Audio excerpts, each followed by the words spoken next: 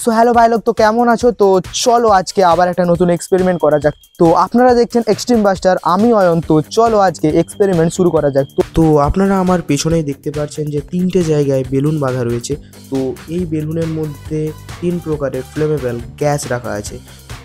তো আমরা এই 3টে বেলুনে আগুন লাগিয়ে দেখব যে কোনটা বেশি ফ্লেমেবল এবং কোনটা বেশি রিস্কিয়েস্ট গ্যাস। তো কোনটাতে আগুন লাগলে সবথেকে বেশি ক্ষয়ক্ষতি হতে পারে। তো আপনারা শুধুমাত্র একটা লাইক করে দিন এবং আমাদের সাথে দেখতে থাকুন এই টেস্টটা। তো লেটস বিগিন। ভিডিওতে দেখানো কোনো ধরনের ক্লিপ বাড়িতে রিমেক করার চেষ্টা করবে না, কারণ এগুলো সব কিছুই প্রফেশনালি করা হয়ে থাকে। So do not try this at your home. তো গাইস, আমরা প্রথমে হাইড্রোজেন ভর্তি বেলুনটাতে আগুন লাগাবো। তো চলো।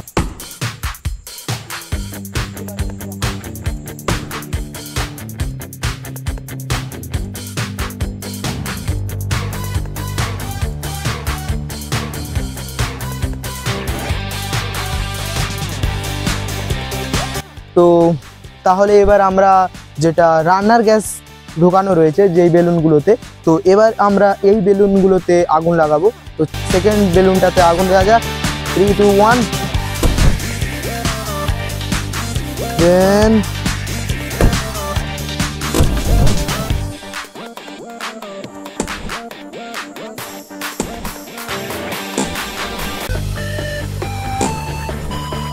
তো আপনারা দেখতে পেলেন যে এলপিজি গ্যাস কিভাবে ফ্লেমেবল হলে কিভাবে রিয়েক্ট করতে থাকে।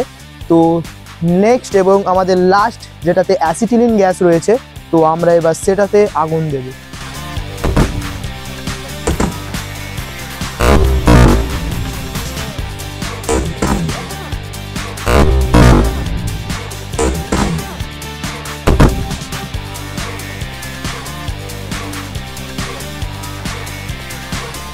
তো আপনারা দেখতে পেলেন যে অ্যাসিটিলিন গ্যাস আগুনের সঙ্গে রিয়েক্ট কীরকম করতে থাকে। তো আপনারা দেখতেই পেলেন যে অ্যাসিটিলিন গ্যাস সব থেকে বেশি ডেঞ্জারাস হতে পারে।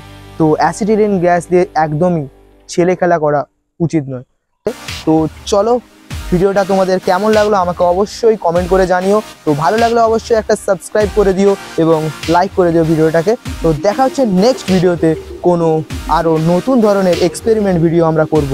তো গুড বাই।